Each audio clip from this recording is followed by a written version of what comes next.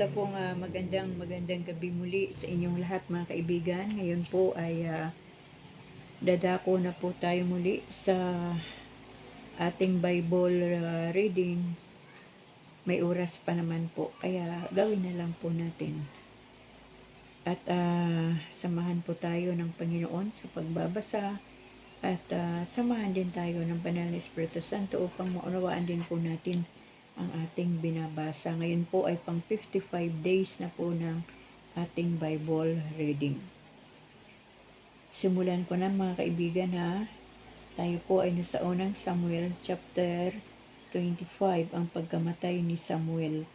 Lumipas ang panahon na matay si Samuel at labis itong ikinalungkot ng buong Israel at inilibing ang kanyang bangkay sa kanyang tahanan sa Rama, si David at si Abigail.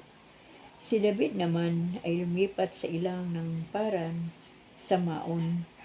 Ay may isang mayaman, malaki ang kanyang kawan sa Carmelo. Ang kanyang tupa ay 3,000 at 1,000 naman ang kambing. Nabal ang kanyang pangalan at buhat sa lahi ni Caleb. Ang asawa niya si Abigail. Ang babaeng ito'y maganda at matalino, ngunit si Nabal ay masungit at magaspang ang pag-uugali. Minsan nabalitaan ni David na nagugupit ng tupa si Nabal. Pinapunta niya rito ang 10 sa kanyang tauhan at ipinasabi ang ganito: samain niyo ang kapayapaan at sa buo ninyong sambahayan. Nabalitaan naming ikaw ay naggugupit ng tupa. Ang mga pastor mo ay nakasama namin at hindi namin sila ginambala. Sa halip ay tinulungan namin sila at hindi naligalig sa buong panahon ng pagpapastor nila rito sa Carmelo. Ito'y mapatutunayan nila sa inyo. Dahil dito, tanggapin mo ang aking mga tauhan at ipinakikiusap kong tulungan mo ako, bigyan mo ako ng anumang maibibigay mo para maihanda sa aming pista. Sumunod naman ang mga inutusan ni David. Sinabi nila kay Nabal ang lahat ng ipinasabi sa kanila at naghintay ng sagot. Sinabi ni Nabal, sino ba si David? Talagang marami ngayon ang aliping lumalayas sa kanilang Panginoon. Ang tinapay, inumin at pagkain para sa aking mga manggugupit ay hindi ko maibibigay sa mga taong hindi ko alam kung taga saan. Nang marinig ito, nagbalik sila kay David at sinabing lahat ang sinabi ni Nabal. Dahil dito, sinabi ni David sa kanyang mga tauhan, humanda kayo. Humanda naman ang 400 sa kanyang tauhan at sumama sa kanya. Naiwan ang 200 upang magbantay sa kanilang ari-arian. Sinabi ng isang pastol kay Abigail, si David po ay nagpasugo sa inyong asawa at magalang na nakipag-usap, ngunit sila'y kinagalitan niya at mababait ang mga taong iyaon. Tinulungan nila kami at wala silang kinuhang anuman sa amin sa buong panahon ng aming pagsasama. Binabantayan po nila kami araw-gabi sa aming pagpapastol. Pag-aralan po ninyo kung ano ang mabuting gawin ngayon, pagkat ang nangyari ay tiyak na magbubunga ng masama sa aming Panginoon at sa buo niyang sambahayan. Hindi naman namin masabi sa kanya ito pagkat matigas ang ulo niya. Tiyak na hindi niya kami pakikinggan. Dali-daling naghanda sa Abigail ng 200 tinapay. Pinuno niya ang 2 sisidla ng alak, nagpapatay ng 5 tupa, nagpakuha ng 5 takal ng sinangag na trigo, 100 buwig ng pasas, at 200 tinapay ng igos. Lahat ng ito'y ikinarga niya sa asno. Pagkatapos sinabi niya sa ilan niyang tauhan, mauna kayo sa akin at susunod ako.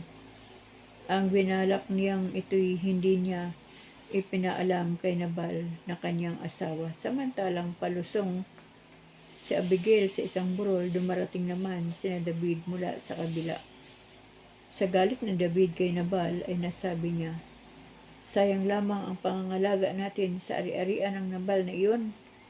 Tinulungan natin siya at walang nabawas sa kanyang kawan, ngunit ito pa ang ginanti niya sa atin. Parusahan ako ng Diyos kapag hindi ko pinatay bukas ang lahat ng lalaki sa kanyang sambahayan. Nang makita ni Abigail sa David, nagmamadali siyang umibis sa kanyang asno at naglumuhod sa harapan ni David. Sinabi niya, ako na po ang inyong kagalitan, ngunit isinasamo kong dinggin muna ninyo ang aking sasabihin.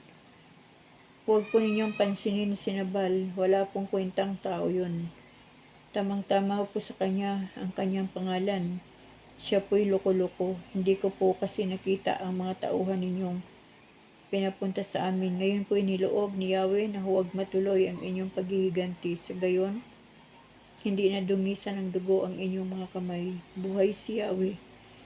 Lahat na naghahangad ng masama laban sa inyo ay mapapahamak. Tulad ni Nabal, narito po, pagdamutan na po ninyo ang aking nakayanan at ipagpatawad po ninyo ang anumang pagkakamali ko. Natitiyak ko na luluobin ni Yahweh na kayo maging hari, pati ang inyong lahi, pagkat nakipaglaban kayo para sa Kanya. At hindi kayo gagawa ng anumang kasamaan habang kayo'y nabubuhay. Kung may magtatangka man sa inyong buhay, iingatan kayo ni Yahweh. Ang mga kaaway naman ninyo ay ihahagis na parang bato ng tirador. At kung loobin ni Yahweh na maging hari na kayo sa Israel, tulad ng matagal na niyang pangako, walang maisusumbat sa inyo. Hindi kayo uusigin ng inyong budhi, pagkat hindi kayo pumatay ng walang sapat na dahilan o kaya'y naghiganti sa inyong kaaway. At sana'y maalala ninyo ako sa sandaling marapati na ni Yahweh na maitatag na ang inyong sambahayan. Sinabi ni David kay Abigail, purihin si Yahweh na nagpapunta sa iyo rito. Salamat sa Kanya dahil sa iyong kabutihan, pagkat dahil doon ay iniiwas mo ako sa pagpatay ng tao at paghihiganti. Niloob niyang huwag ko kayong pagbuhatan ng kamay kung hindi ka naparito ngayon. Bukas ang umaga ay patay ng lahat ang lalaki sa inyong sambahayan. Tinanggap ni David ang mga dala ni Abigail. Pagkatapos, sinabi niya rito, umuwi ka na, huwag ka nang mag-alaala, at pagbibigyan ko ang kahilingan mo. At umuwi na si Abigail. Pagdating ng bahay, nakita niya ang handaan ni Nabal. Walang iniwan sa papista ng isang hari. Naratnan niyang lasing na lasing ito, kaya wala siyang sinabing anuman ng gabing iyon. Kinabukasan, nang wala na ang pagkalasing nito, isinilaysay niya ang buong pangyayari.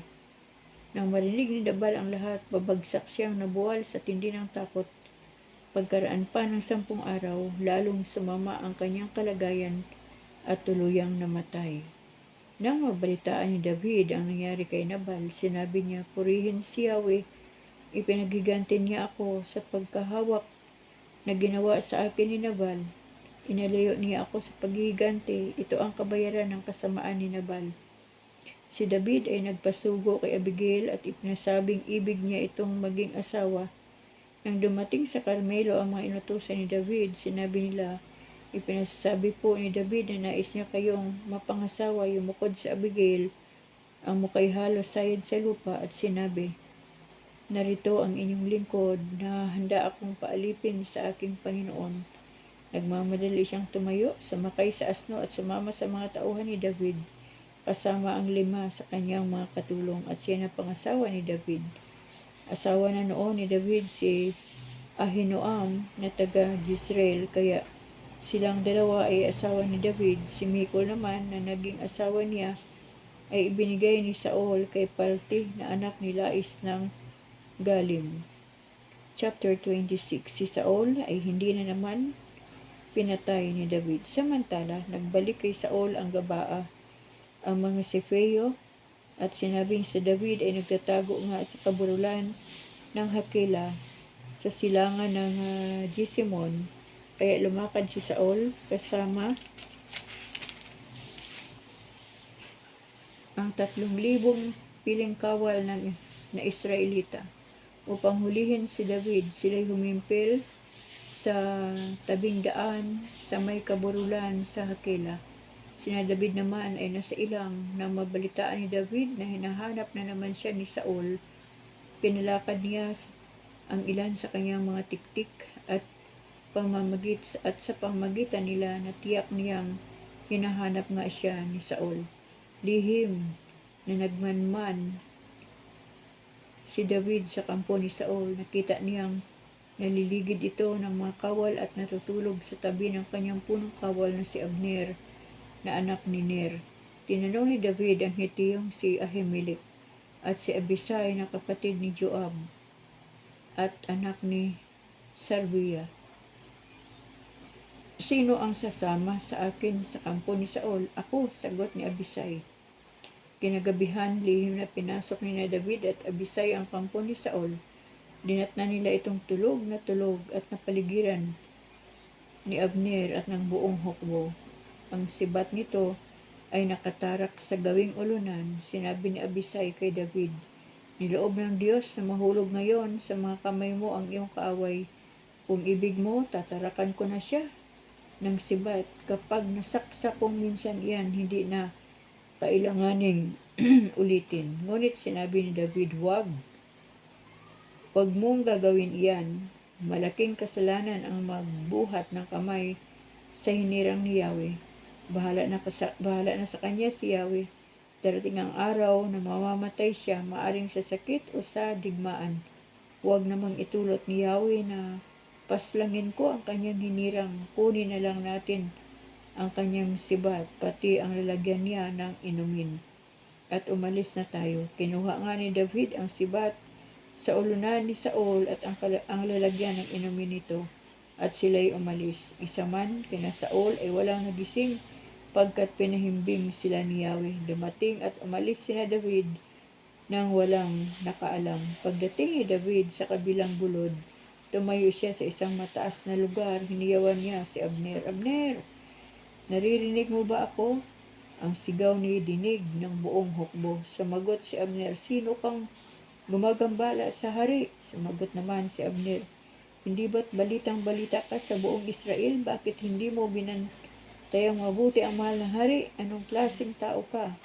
May lumapit dyan na tangkang paslangin ang hari, ngunit hindi mo namalayan. Nagpabaya ka sa iyong tungkulin. Dapat kang mamatay pagkat hindi mo binantayang mabuti ang hinirang ni Yahweh. Nasaan ang sibat at ang inuman ng hari?" Nakilala ni Saul ang tinig ni David. "David, anak ko, ikaw nga ba iyan?" Tanong niya. "Ako nga po, mahal kong hari." Sagot ni David. Sinabi pa niya, "Bakit ninyo ako inuusig hanggang ngayon? Ano po ba ang nagawa kong kasalanan?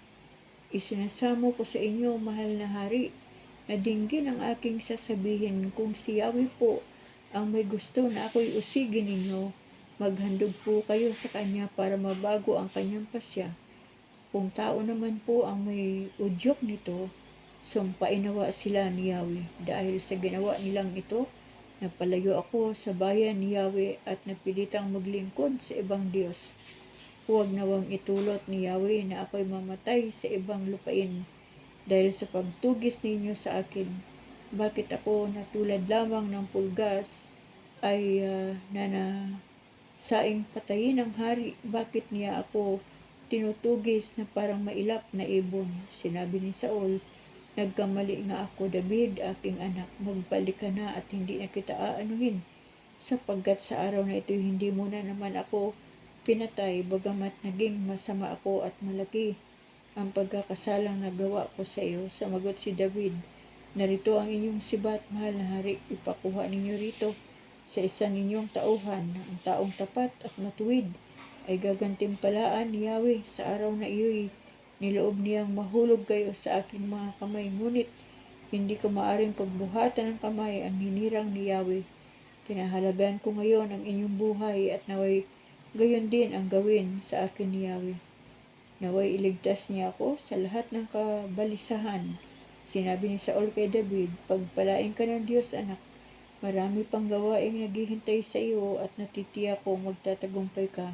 At naghiwalay na sila. Si David ay bumalik sa kanyang himpilan at umuwi naman si Saul. Chapter 27. Si David sa lupain ng mga Filisteo. Sinabi ni David sa kanyang sarili, balang araw ay mahuhuli rin ako ni Saul kapag hindi ako umalis dito. Ang mabuti doon ako magtago sa lupain ng mga Filisteo. Baka hindi na niya ako habulin kung hindi na niya ako makita sa lupain ng Israel. Ito na lamang ang paraan upang makaligtas ako sa kanya. Kaya nga isinama niya ang 600 niyang tauhan at nagpunta sila kay Akis na anak ni Maok at hari ng Gat. Doon nanirahan sina David kasama ang mga asawa niyang sina Ahinoam at Abigail, kasama naman ang kanyang mga tauhan ang kanilang sambahayan. Na mabalitaan ni Saul na si David ay nasa Gat, itinigil na nga niya ang paghahanap dito.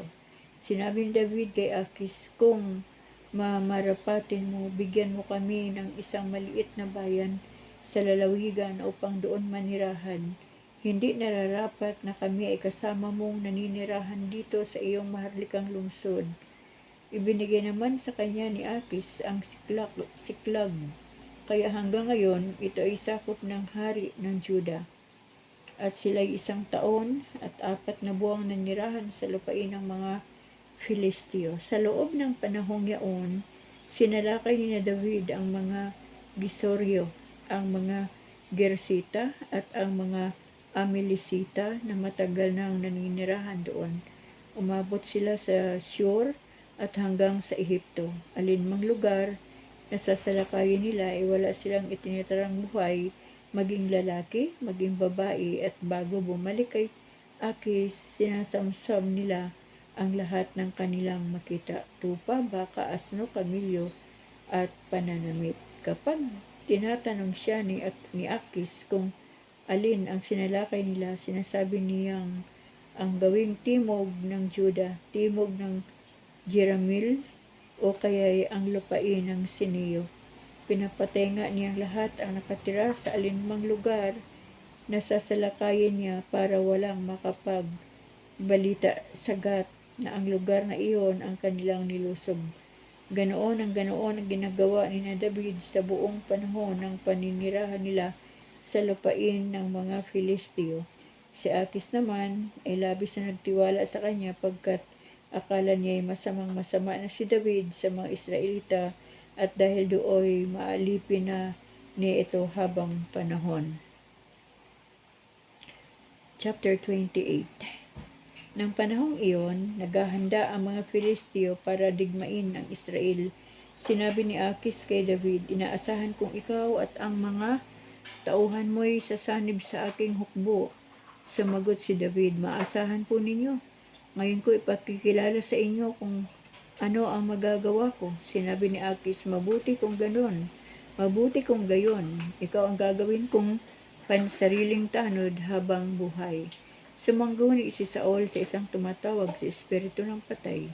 Patay na noon si Samuel at pinagluksa siya ng buong Israel. Siya'y inilibing sa Rama, ang kanyang sariling bayan. Pinalayas ng lahat ni Saul ang mga manghuhula at ang mga sumasangguni sa espiritu ng patay.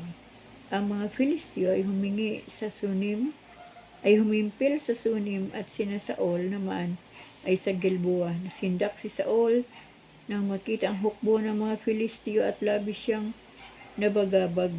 Kaya't sumangguni siya kay Yahweh, ngunit wala siyang natamong katugunan kahit sa panaginip sa Urim o sa pamagitan ng mga propeta. Dahil dito, iniutos niya sa kanyang mga tagapaglingkod na ihanap siya ng isang babaeng sumasangguni sa mga espiritu ng patay upang siya'y tanungin. Sinabi naman sa kanya ng kanyang mga tagapaglingkod na mayroong ganong babae sa Endor. Nagbalat kayo si Saul, isinama ang 2 niyang tagapaglingkod at sila'y lumakad. Gabi nang dumating sila sa Endor, sinabi niya sa babae, tignan mo kung ano ang magiging kapalaran ko.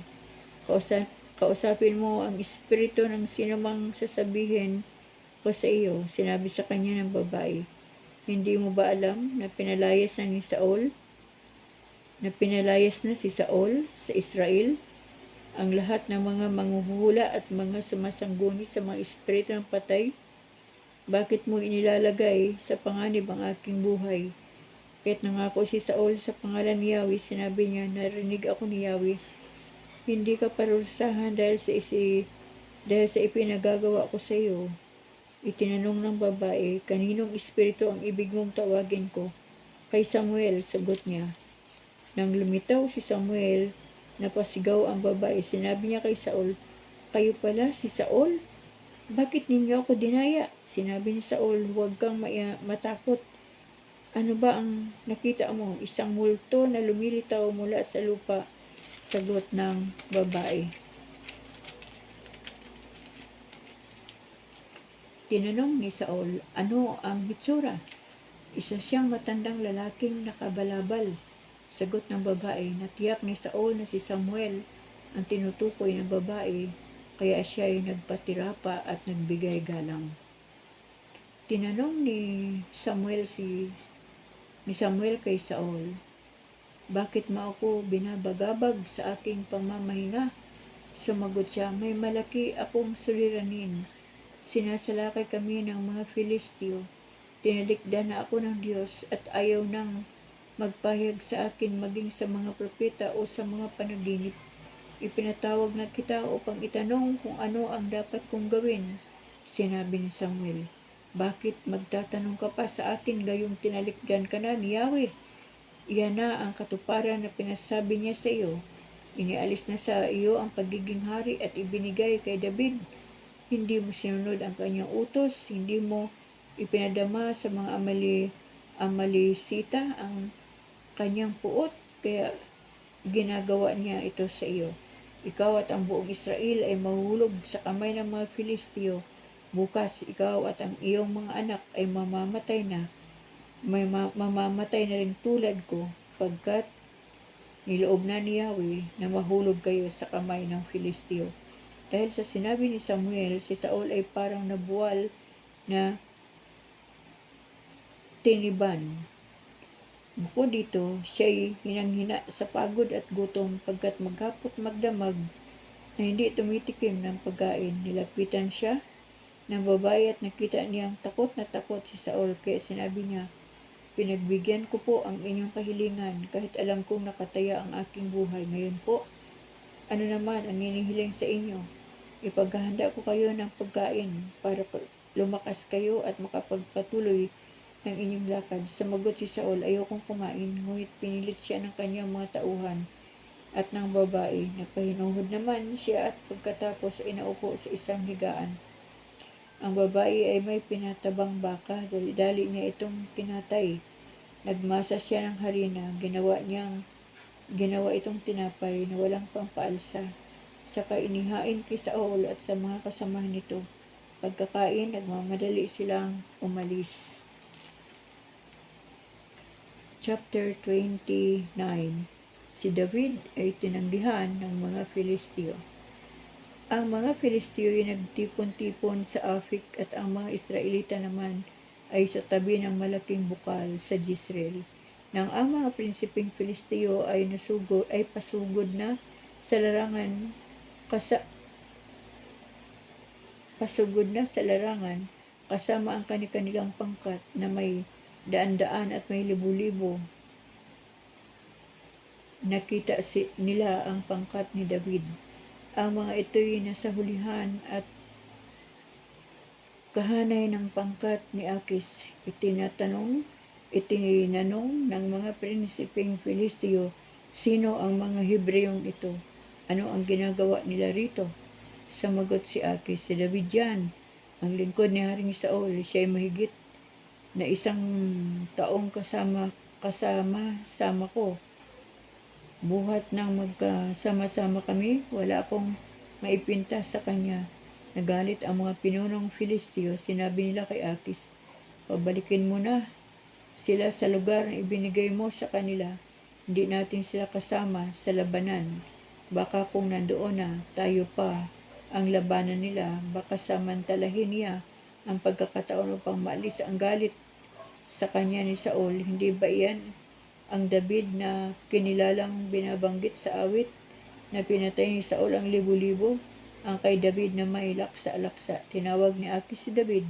Sinabi niya, nalalaman ni Yahweh na ikaw ay tapat at para sa akin ibig kong kasama ka sa pagkipagdigma namin ito, pagkat buhat na magkasama tayo, wala akong masasabing masama laban sa iyo.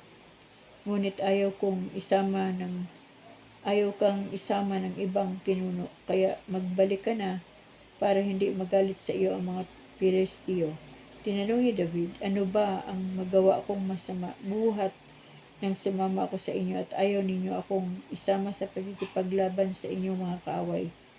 Sumagot si Akis, alam kong wala kang ginawang masama. Natitiyak kong ikaw ay tapat tulad ng isang anghel ng Diyos. Ngunit ayaw kang isama ng mga pinunong Filisteo. Kaya pagliwanag bukas ng umaga, isama mong lahat ang mga tauhan mo at bumalik na kayo sa lugar na ibinigay ko sa inyo. Huwag sasama ang loob mo, wala akong masasabing anuman laban sa iyo. Kinabukasan ng umaga, si David at ang mga tauhan nito'y nagbalik na sa lupain ng mga Filisteo. Nagpatuloy naman ang mga Filisteo ng pagsugod sa Jezreel. Tapusin na natin mga kaibigan kasi hanggang chapter 30 lang naman po ang unang Samuel. Ang pakikipagdigma sa mga Amilisita. Ikatlong araw na nang sina David ay makabalik sa Siklag. Samantalang wala sila, lumusob ang mga Amilisita at sinunog ang buong bayan. Wala silang pinatay isa man, ngunit binihag nila ang mga babae, matanda't bata. Nang dumating nga sina David, sunog na ang buong bayan at wala ang kanilang asawa at mga anak. Dahil dito, hindi nila mapigilan ang paghihinagpis. Napasigaw sila ng iyak hanggang sa mamaos. Binihag din ang dalawang asawa ni David na sina Ahinoam at Abigail. Balisang-balisa si David pagkat pinag-uusapan ng kanyang mga tauhan na batuhin siya dahil sa sakit ng kalooban sa pagkawala ng kanilang mga anak. Kaya't siya'y dumulog kay Yahweh. Sinabi ni David kay Abiatar, dalhin mo rito ang ephod, at dinala naman ni Abiatar. Si David ay sumangguni kay Yahweh, malulupig po kaya namin ang mga Amilisita. Sige, habulin ninyo, malulupig ninyo sila at maliligtas ang inyong mga sambahayan. Sagot ni Yahweh. Tinugis nga ni David ang mga Amilisita, kasama niya hanggang sa batis ng Bisor ang 600 niyang tauhan. Ngunit pagdating doon, 400 na lang ang patuloy na sumama kay David. Nagpaiwan na ang 200 dahil sa matinding pagod. Sa daan, may nakita silang isang kabataang Ehipsyo na nakahandusay. Dinala nila ito kay David at binigyan ng pagkain at inumin. Binigyan nila ito ng tinapay na igos at 2 buwig ng pasas. Matapos kumain, ito'y pinaulian niya ng lakas. 3 araw at 3 gabi pala siyang hindi kumakain ni umiinom. Tinanong siya ni David, sino ang Panginoon mo at taga saan ka? Ako po'y Ehipsyong alipin ng isang Amilisita. Iniwan na ako ng aking Panginoon. Pagka 3 araw na akong may sakit, nilusob po namin ang Negib ng mga Keretio na sakop ng Juda at ang Negib ng Kalib. Sinunog pa po namin ang buong Siklag. Sagot nito, maari mo ba kaming samahan sa himpilan ng mga Amilisita? Tanong ni David.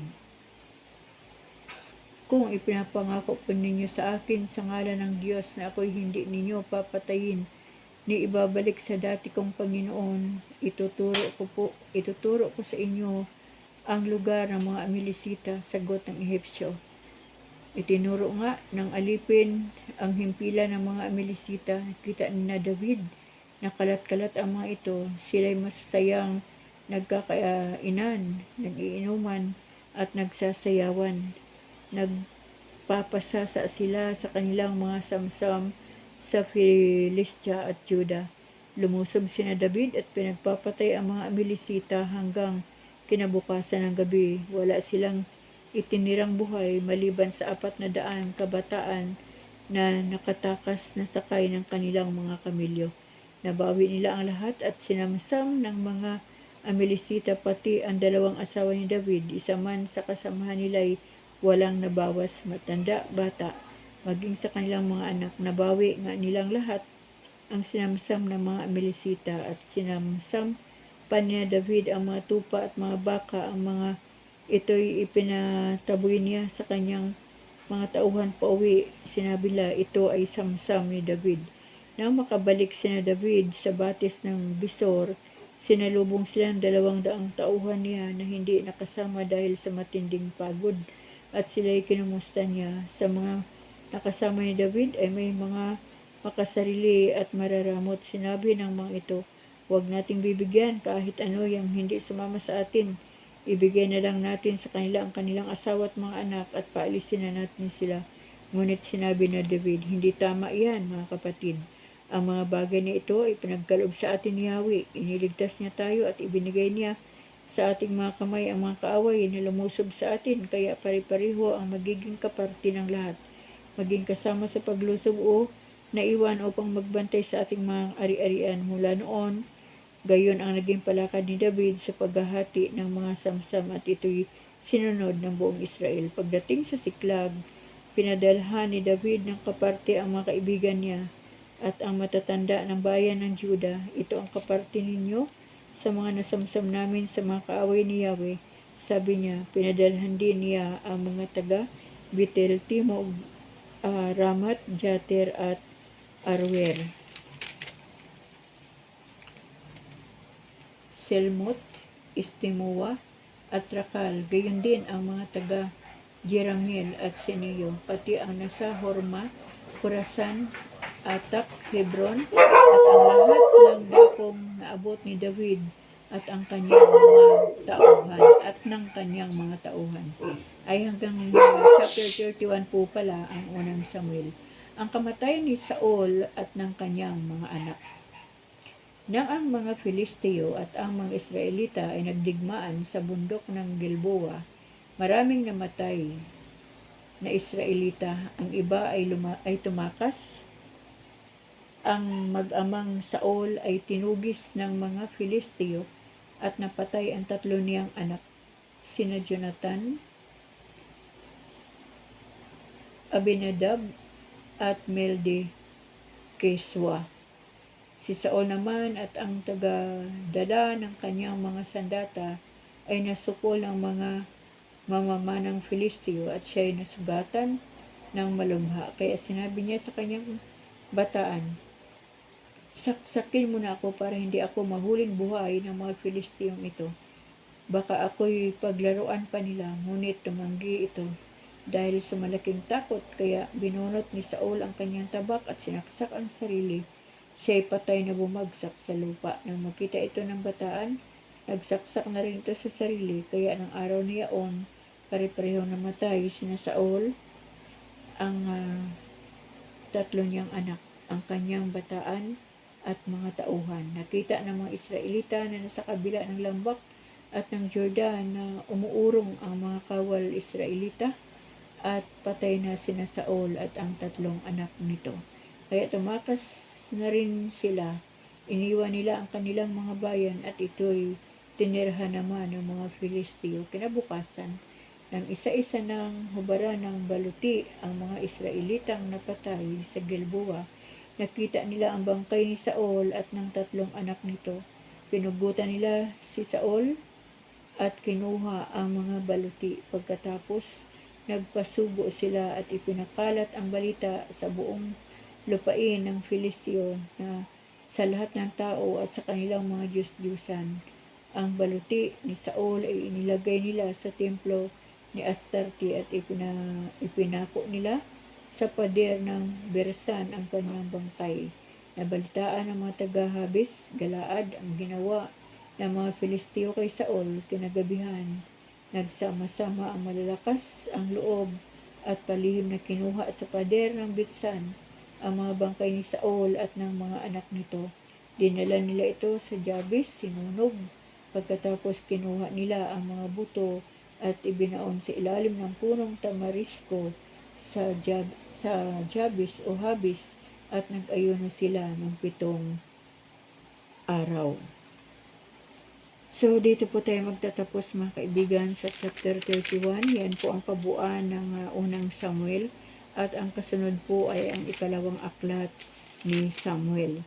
Ayan mga kaibigan, nang dahil po sa matinding inggit at galit ni Saul kay David, ay humantong po sila sa kamatayan, at damay pa po ang kaibigan ni David na si Jonathan. Kaya talaga pong kahit man doon sa panahon ng Old Testament ay talagang nagsimula na po ang kasalanan, yung mga mali na patakaran gaya po ng pagsangguni sa mga patay, at yung mga panahon nga pala talaga ay may katotohanan na nakakausap ng mga buhay yung mga patay, gaya po ng pagkikipag-usap ni Haring Saul kay Samuel. So, yun po ang bunga ng ginawang kasalanan ni Saul ay kamatayan, at nadamay pa ang kanyang mga anak, nadamay pa ang kanyang mga tauhan, at ang marami pang tao na kanyang pinamumunuan. So, mga kaibigan, sa atin pong panahon ngayon, talaga pong kung hindi po natin pipiliin ang tama, ay talaga pong kapahamakan din po ang kahantungan ng buhay. So, salamat po sa Diyos sa gabing ito, sa ating pagkabasa ng kwento ni Saul bilang hari, ng kwento ni Jonathan at ni David bilang magkakaibigan, at doon na po nagtapos yung kwento nila sa ng pagiging magkaibigan, dahil patay na po si Jonathan, at si David po ay talagang siya po ang itinalaga talaga ng Panginoon na maging hari, ngunit ayaw pong i-give up ni Saul yung trono ng pagiging hari. Kaya yun, dahil sa inggit, dahil sa tawag dito, yung makasarili, yan, talagang kapahamakan po talaga ang sasapitin ng tao. Kahit man po sa panahon natin ay talagang marami pong mga taong inggitero, at marami pong mga taong gusto ay mapahamak ang kanilang kapwa. Pero kung tayo po ay kinagigiliwan ng ating Panginoon, kahit ano pa po ang plano na masama ng mga tao sa buhay ng mga anak ng Diyos, ay hindi po ito mangyayari.